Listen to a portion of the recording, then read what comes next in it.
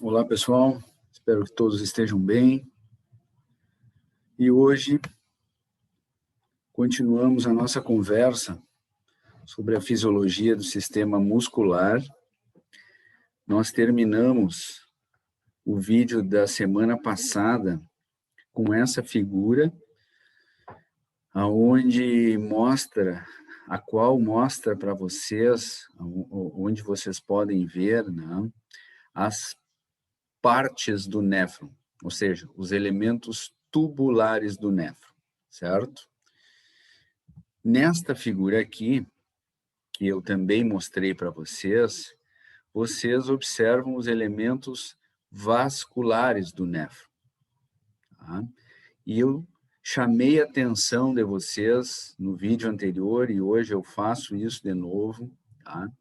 Para que vocês pensem sempre na função dos néfrons a partir de uma relação muito íntima entre os elementos tubulares do néfron, as partes do néfron, certo? E os elementos vasculares do néfron, ou seja, os vasos sanguíneos que irrigam o néfron e que essa figura está mostrando para vocês, certo? Bom, então, essas duas primeiras figuras, só para lembrar um pouco da nossa conversa da semana passada, certo? A partir de agora, eu vou começar a falar sobre os processos que acontecem no néfron, tá? E que fazem com que o rim seja uma espécie de filtro do nosso sangue, tá? E, evidentemente, que esses processos sobre os quais nós vamos conversar acontecem ou ocorrem graças a esta relação que existe entre elementos vasculares e elementos tubulares do néfron. Vocês vão ver que esses processos são, na verdade, trocas entre os elementos vasculares e os elementos tubulares do néfron. Por isso eu tentei caracterizar bem para vocês essas estruturas do néfron, certo? Muito bem. Essa figura, vocês estão vendo aí, mostra justamente esses três processos que acontecem no néfron. E vocês podem observar na legenda ali que cada um deles aparece já com o seu nome e a flecha vermelha, por exemplo, indicando para vocês aonde ocorre filtração. Tá? Se vocês considerarem os elementos tubulares do néfron, a filtração envolve cápsula de Bowman, certo? E cápsula de Bowman é esta estrutura aqui, que eu já mostrei para vocês na figura anterior lá. Isto aqui é cápsula de Bowman, certo? Isto aqui é cápsula de Bowman. E envolve também os elementos vasculares. Neste caso, os capilares glomerulares. Então, essas estruturas aqui, mostradas para vocês, estão representando os capilares glomerulares. Certo? Então, aqui acontece filtração, envolvendo capilares glomerulares e cápsula de Bowman. Certo? Muito bem. Então, é o seguinte, pessoal. Quando o sangue chega aos néfrons, sempre pela arteríola aferente, depois que ele passa pela arteríola aferente, ele chega nos capilares glomerulares. Muito bem. E se vocês considerarem a quantidade de sangue que chega nos capilares glomerulares como 100%, imaginem 100% do sangue chega, ou melhor, Imagine a quantidade que chega nos capilares glomerulares, que seria 100% de sangue. Então, 80% das substâncias presentes nesse sangue que chegou no glomérulo é filtrada, ou seja, sai dos capilares glomerulares e passa para a cápsula de Bowman. Tá? Então, filtração é isso, é a passagem de substâncias da corrente sanguínea para o fluido glomerular, certo? Em outras palavras, é a passagem de substâncias que estão circulando no sangue, na altura dos capilares glomerulares, e passam para o fluido glomerular, na altura da cápsula de Bowman. Isso é filtração. As substâncias saem da corrente sanguínea na altura dos capilares glomerulares e caem no fluido glomerular na cápsula de Bowman, certo?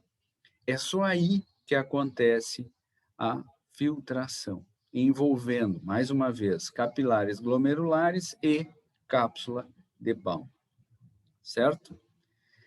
Praticamente tudo que está circulando na corrente sanguínea pode ser filtrado em condições fisiológicas. Obviamente que a principal substância filtrada, porque é a que mais tem no sangue, é a água, né?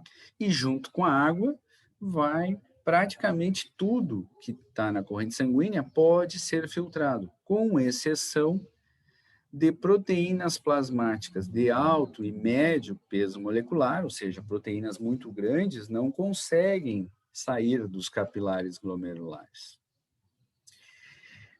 E também células sanguíneas em condições fisiológicas, né?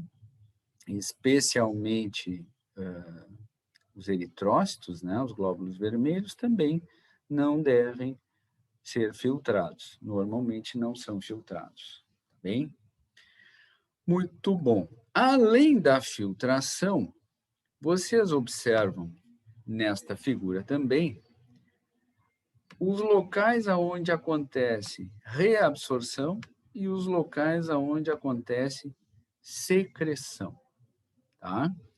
Essa legenda traz também para vocês o sentido em que as substâncias se movimentam. Por exemplo, as substâncias que são filtradas, elas saem do sangue e vão para o fluido glomerular, ou seja, para a luz, né, para o lúmen do néfron.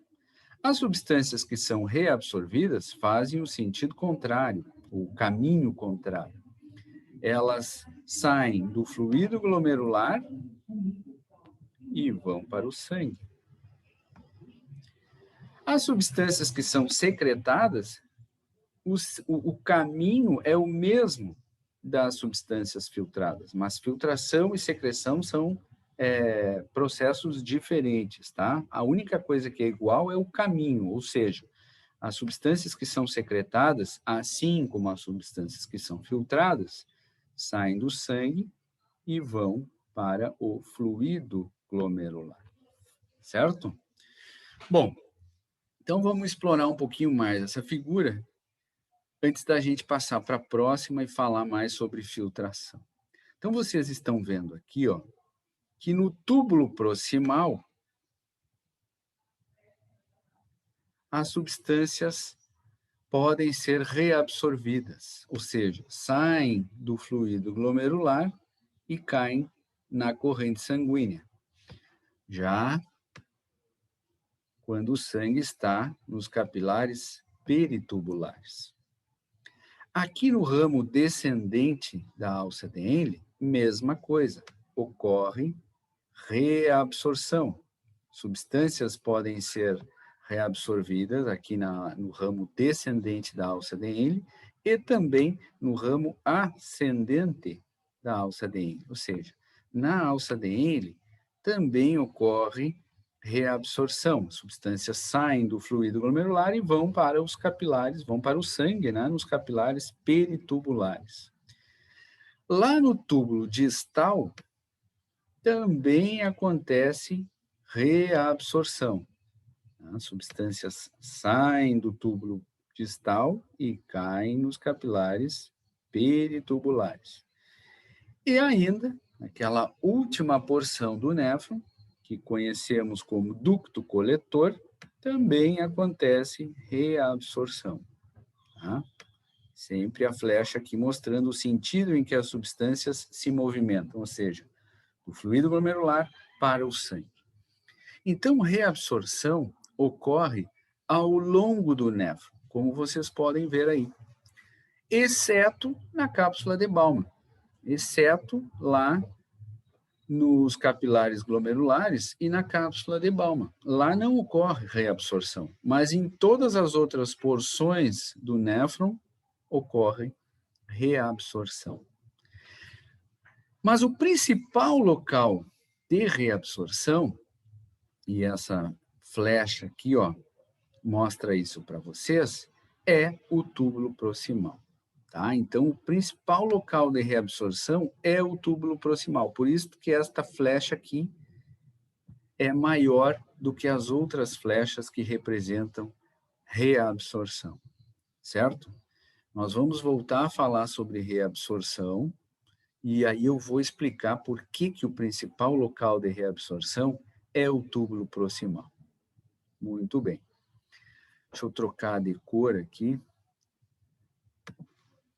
Além de filtração, além de reabsorção, vocês podem observar que esta figura mostra para vocês também os locais onde ocorre secreção.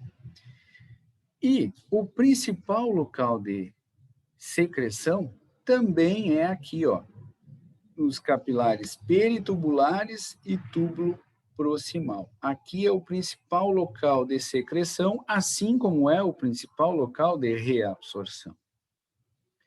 Mas ocorre secreção também em outras partes do néfron. Na alça de Henle, muito pouca secreção. Este autor aqui prefere dizer que não ocorre secreção na alça de Henle. Por isso que ele nem colocou flecha de secreção aqui na alça de Henle. Outros autores acreditam que ocorra em pequena quantidade secreção, certo? Mas além do túbulo proximal, também ocorre secreção lá no túbulo distal, ou seja, muitas substâncias também saem da corrente sanguínea, dos capilares peritubulares, e retornam ou passam para o fluido glomerular. E lá no ducto coletor, a mesma coisa. Substâncias também são secretadas. Certo? Muito bem. E existe uma equação que mais tarde vocês vão entender, quando nós já tivermos falado sobre os três processos de forma mais detalhada, mas que eu já vou adiantar para vocês assim. Tudo que for filtrado, ou tudo que é filtrado, menos o que é reabsorvido,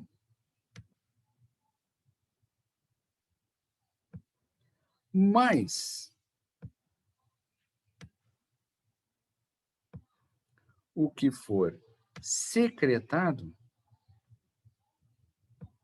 ou seja, tudo que é filtrado sai do sangue e vai para o fluido glomerular, menos o que é reabsorvido, ou seja, retorna do fluido glomerular para o sangue. Mas tudo que for secretado, ou seja, vai também do sangue para o fluido glomerular, é igual ao que será excretado. Por que eu estou falando em excreção agora? Porque aqui aparece uma flechinha representando excreção e representa para vocês que tudo que sai do néfron aqui pelo fluido glomerular vai cair na pelve renal, né, naquela porção central do rim, Da pelve renal, através dos ureteres, vai para a bexiga, fica um determinado tempo armazenado na bexiga, até que a bexiga fique repleta e seja desencadeado o reflexo de micção, e através da uretra, então, sai da bexiga para o meio externo, né? Ou seja, é o reflexo de micção, é o ato de urinar.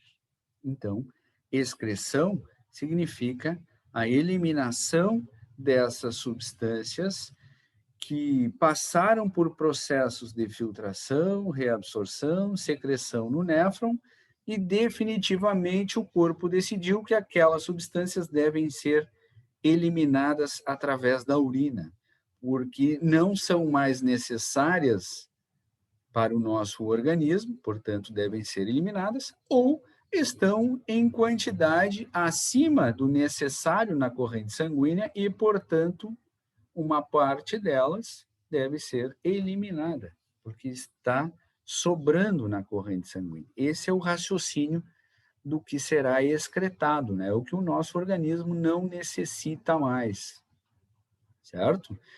Então, isso é importante também, pessoal, para que vocês entendam aquele aconselhamento, né, que a gente sempre ouve, que certamente vocês vão também usar muito na prática, que é a importância do indivíduo beber água, né?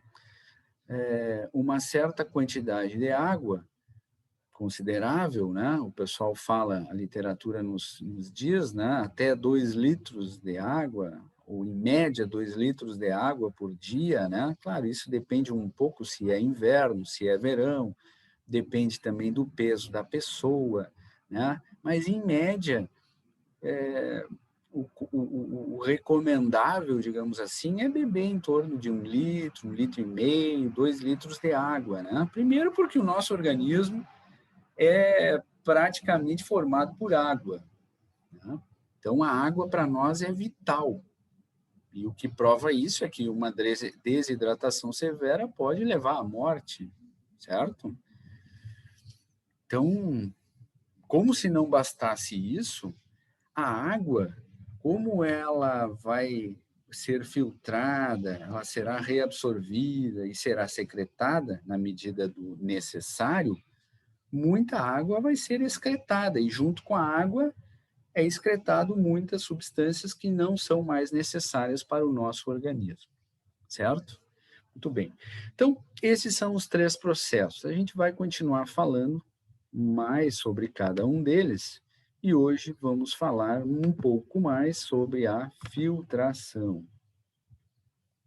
Deixar isso aqui na tela só para que vocês possam congelar e copiar, se vocês quiserem, no resumo de vocês, tá? Vocês podem congelar a imagem e copiar. Basicamente, o que eu falei está aí. Algumas coisas sobre filtração.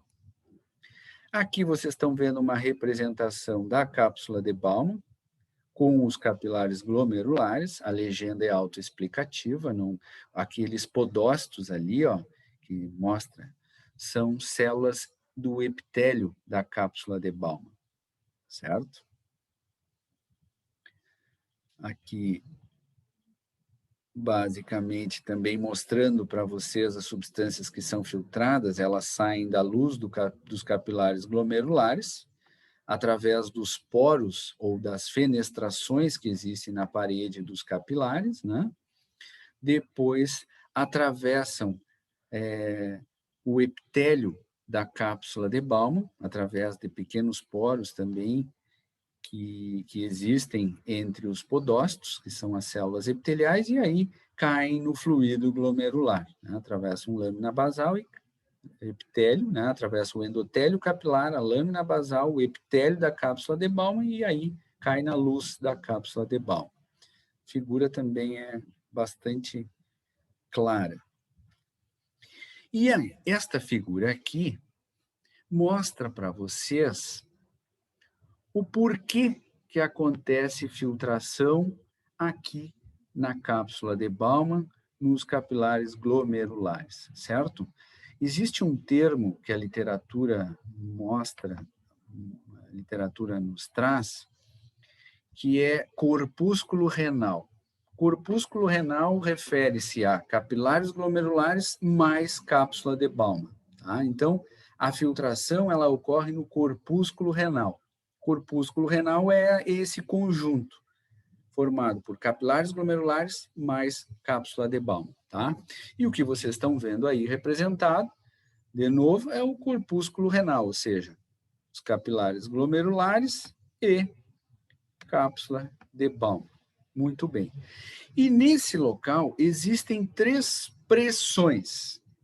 A primeira delas, vocês podem ver ali na legenda, é a pressão hidrostática. O que é a pressão hidrostática? Quando todo mundo sabe, né, que o sangue ele exerce uma força na parede interna do vaso sanguíneo. Então, quando o sangue está passando pelas artérias, ele exerce uma pressão na parede interna da artéria.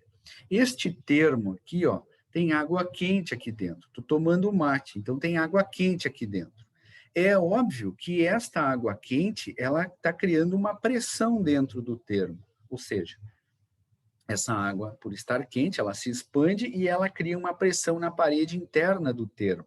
Isso serve para qualquer recipiente, né? Tanto é que, vocês não vão ouvir, mas eu abri aqui e saiu, né? Saiu aquele barulhinho. Muito bem. Qualquer recipiente que tenha líquido no seu interior, o líquido exerce uma pressão na parede interna deste recipiente. Isso é com qualquer, é com o termo, é com a água da piscina, é com uma água na garrafa, qualquer, tá? E assim é quando a gente considera o sangue contido no recipiente, que é o vaso sanguíneo. Então, o sangue exerce uma pressão na parede interna do vaso sanguíneo. Quando o vaso sanguíneo em questão é uma artéria, a gente chama essa pressão de pressão arterial. Né? E esta pressão arterial, esta pressão que o sangue exerce na parede interna das artérias, ela é aferida, né? Ela é quantificada e daí a gente tem o que a gente chama de pressão arterial, né? Que é aquela famosa 12/8, né? Condições fisiológicas, média, né? 12/8, na verdade, 120/80, né? Mas aqui o nosso vaso sanguíneo não é uma artéria. Aqui o vaso sanguíneo são capilares, são os capilares glomerulares. Então, essa pressão não é chamada de pressão arterial, é chamada de pressão hidrostática, certo? E a pressão hidrostática aqui nos capilares glomerulares, ela já foi quantificada e se sabe que ela é de 55 milímetros de mercúrio. mmHg, Hg é o símbolo do mercúrio, lá da tabela periódica, né, se vocês lembrarem. Então, milímetros de mercúrio é uma unidade para se representar pressão, tá? Não é a única, mas é bastante usada, principalmente quando a gente se refere a essas pressões sanguíneas. Então, milímetros de mercúrio, tá? mmHg, 55 milímetros de mercúrio. Esta é a pressão que o sangue exerce na parede interna dos capilares glomerulares. E esta pressão, como vocês podem ver na flecha que ele desenhou ali, que eu estou tentando representar em verde aqui, é uma pressão no sentido sangue, cápsula de Bowman, certo? Então, ela é uma pressão do sangue em direção à cápsula de Bowman, que ela é uma pressão gerada pela força que o sangue faz na parede interna das artérias. Por isso que ela é uma pressão no sentido sangue, fluido glomerular, como vocês estão vendo. Muito bem. Também, além da pressão hidrostática, existe uma pressão que é chamada de pressão osmótica coloidal. Antigamente, essa pressão osmótica coloidal era a mais chamada de pressão oncótica, mas é a mesma coisa, tá? E esta pressão osmótica coloidal, ela é formada pelas, como vocês estão vendo ali, né? Pelas proteínas plasmáticas, tá? Pelas proteínas plasmáticas, deixa eu pegar outra cor, que não são filtradas. Não são filtradas porque são muito grandes, então elas não saem da corrente sanguínea. Mas elas, ao ficarem aqui, elas criam uma força de atração, porque vocês sabem, né, que a água ela tem uma tendência a sempre ir atrás do soluto, certo? Então, como está sendo filtrado muita água, é como se a concentração dessas proteínas no sangue aumentasse, né? Porque saiu muita água que estava diluindo essas proteínas e é como se essas proteínas ficassem mais concentradas aqui no sangue na altura dos capilares glomerulares. E isto cria uma atração para a água. A água sai, porque a pressão é grande, a pressão hidrostática é grande. Então, boa parte da água deixa o sangue e vai para o fluido glomerular. Mas ao sair água, uma boa parte da água, essas proteínas plasmáticas, elas ficam mais concentradas. E aí elas criam uma força de atração para a água. Não é que a água volte, a água não volta, a água sai. Mas não sai toda porque tem essa força de atração que meio que freia a água. Então, boa parte da água vai sair para o fluido glomerular, mas não toda. Não sai toda, porque existe essa força de atração que vai sendo criada pelas proteínas plasmáticas na medida em que a água vai sendo filtrada, tá? Então, essa força de atração, esta pressão osmótica coloidal, também já foi quantificada e ela é de 30 milímetros de mercúrio. O que a pressão osmótica tem de diferente da pressão hidrostática, além da sua origem, né, é o sentido, ou seja, a pressão osmótica coloidal, ela é uma força no sentido contrário à pressão hidrostática, como a flecha mostra para vocês aqui também, certo? Ela é uma força no sentido fluido glomerular, sangue. Não é que saiam substâncias do fluido glomerular aqui na cápsula de Bowman e retornem para o sangue. Não, isso não acontece. É só uma força de atração, tá? Que existe dos capilares glomerulares em relação ao fluido glomerular. Tá? É uma força de atração. Nós estamos falando em forças aqui por enquanto. Nós não estamos falando em movimentação de substâncias. É só forças existentes aqui, certo? Muito bem. Existe ainda uma terceira pressão aqui, que é chamada de pressão do fluido glomerular sobre a cápsula de Bowman, porque eu acabei de dizer para vocês que todo líquido contido em um recipiente cria uma pressão na parede interna do recipiente. Pois bem, o fluido glomerular é um líquido, né? Inclusive pode ser chamado de líquido glomerular, se vocês preferirem. E este líquido glomerular, por ser um líquido, né? Ele obedece à lei, ou seja, ele cria uma pressão na parede interna do recipiente. E esta pressão é justamente essa que é chamada de pressão do fluido glomerular sobre a parede interna da cápsula de Bowman. E esta pressão, ela é no sentido fluido glomerular sangue, ou seja, esta pressão, como está mostrado aqui, ó, ela tem o mesmo sentido da pressão osmótica coloidal. E esta pressão também já foi quantificada. E se sabe que ela é, em média, de 15 milímetros de mercúrio, certo? Então, nós temos aqui três pressões. Uma delas no sentido sangue, fluido glomerular, e duas delas no sentido fluido glomerular, sangue. Se nós colocarmos essas três pressões numa equação matemática bem simples, que está mostrada para vocês aqui, ó, nós temos o seguinte. Deixa eu colocar entre parênteses aqui. Nós temos o seguinte. Vocês lembrarem das aulas de matemática, vocês vão lembrar que tudo que está entre parênteses a gente resolve primeiro, né? Então, se eu colocar um sinal de mais aqui, ó, e colocar o 30 e o 15 entre parênteses, vocês resolvem primeiro essa equação, ou seja, 30 mais 15. 30 mais 15, óbvio, que são 45, tá? Então, 30 mais 15, ou seja, são duas pressões no mesmo sentido, então elas se somam.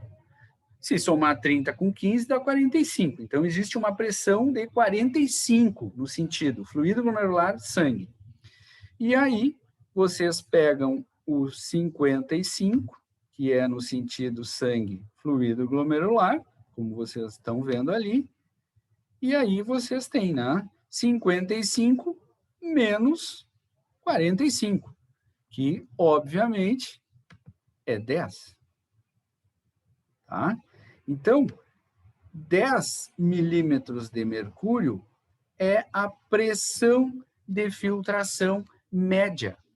Ou seja, como 55 é maior que 45, a pressão hidrostática, que é a primeira aqui, ó, ela é mais forte, ela se sobrepõe às outras duas. O tamanho da flecha já está mostrando isso. E é por isso que ocorre filtração aqui, porque é a pressão que empurra substâncias do sangue para o fluido glomerular é maior do que as outras duas pressões que empurrariam, né, do fluido glomerular para o sangue. Então, nada, tudo aqui é filtrado, ou seja, tudo aqui se movimenta no corpúsculo renal, tudo se movimenta no sentido sangue, fluido glomerular, porque a pressão hidrostática é maior do que as outras duas, certo?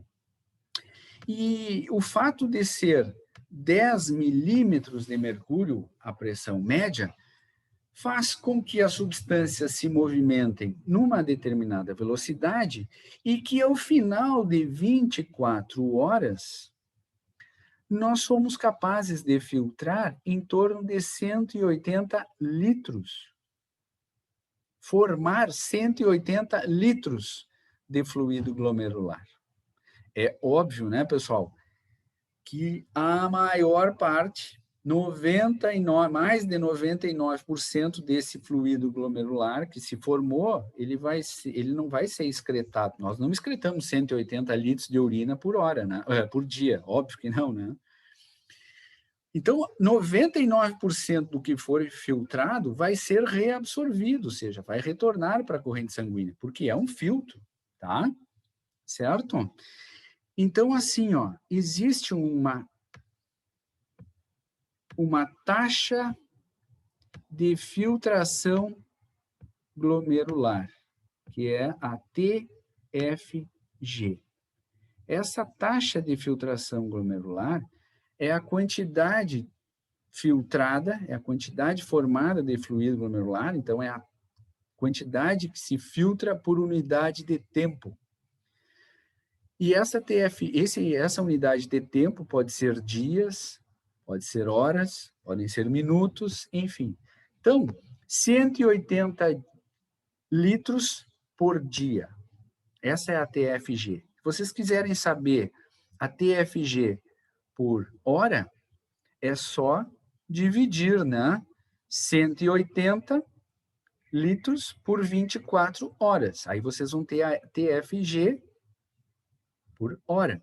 Se vocês quiserem saber a TFG por minuto, é só pegar este resultado e dividir por 60, né? Porque uma hora tem 60 minutos. Aí vocês vão ter a TFG por minuto. Vocês vão ter lá 2 litros por minuto, algo assim, tá? Se quiserem fazer esse cálculo, tranquilo. Então, isso aqui é para que vocês entendam por que que ocorre filtração, tá? O que faz com que ocorra a filtração apenas no corpúsculo renal. Porque aqui é que existem essas 3 pressões. Ao longo do néfron, a história é um pouco diferente, tá? Então, reabsorção e secreção não ocorrem por estas razões. Ocorrem por outras razões, que a gente vai ver quais são, tá? Então, pessoal, eu estou terminando, já estouramos o nosso tempo, tá? Eu queria dizer para vocês 2 coisas agora. Primeiro, este é o nosso último vídeo de 2020, certo? Hoje é dia 14, a próxima segunda-feira será dia 21, e, portanto, já será o recesso de final de ano, tá? Então, nós retornaremos às atividades remotas em janeiro, tá? Pela primeira segunda-feira lá, agora eu não lembro bem, mas é a primeira segunda-feira depois do dia 2. Não sei se 4, 5, algo assim, tá bem? Bom, não se desesperem de tanta saudade dos vídeos, né? Eles retornarão em janeiro, estou brincando. A segunda coisa que eu quero dizer para vocês é o seguinte: desejo para vocês, para a família, para os amigos, um excelente final de 2020, né? Primeiro, um excelente Natal, é uma data que a gente relembra, né? Jesus Cristo, religião é fundamental, seja ela qual for, todas são boas, mas é fundamental se ter uma religião, certo? Não é uma questão de acreditar em Deus. Deus existe, acredite ou não. Tá? É muita pretensão do ser humano, eu diria até burrice, com o perdão da expressão, do ser humano, não entender tudo que ele não é capaz de criar. Ou seja, tudo que o ser humano não é capaz de criar, foi Deus que criou, né? Essa força maior. E essa força influencia na nossa vida muito mais do que a gente imagina. Então, não acreditar em Deus, eu respeito, mas para mim é burrice, certo? Então, pessoal, tenham um excelente Natal, desfrutem desses momentos com a família, depois um excelente final de ano, né? 2020 não foi um ano fácil, foi um ano bem difícil para todos nós, talvez o ano mais difícil para a humanidade dos últimos 100 anos, né? Talvez desde... Bom, nós não vivemos a Segunda Guerra intensamente aqui, né? Quem viveu a Segunda Guerra foi basicamente alguns países da Europa. Mas para nós aqui no Brasil, acho que o último grande caos assim talvez tenha acontecido há 100 anos atrás com a gripe espanhola, né? Então, sem dúvida, foi um ano muito difícil para nós.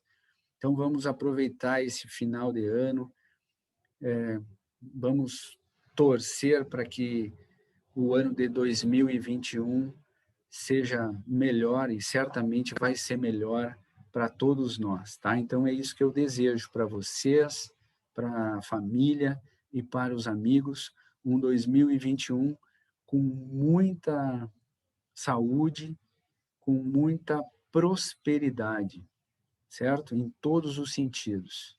E vamos que vamos, tá? Vamos com força e vamos com fé que vai dar certo, tá, pessoal? É isso. Obrigado por esse ano e nos encontramos em 2021, se Deus quiser. Tchau, tchau.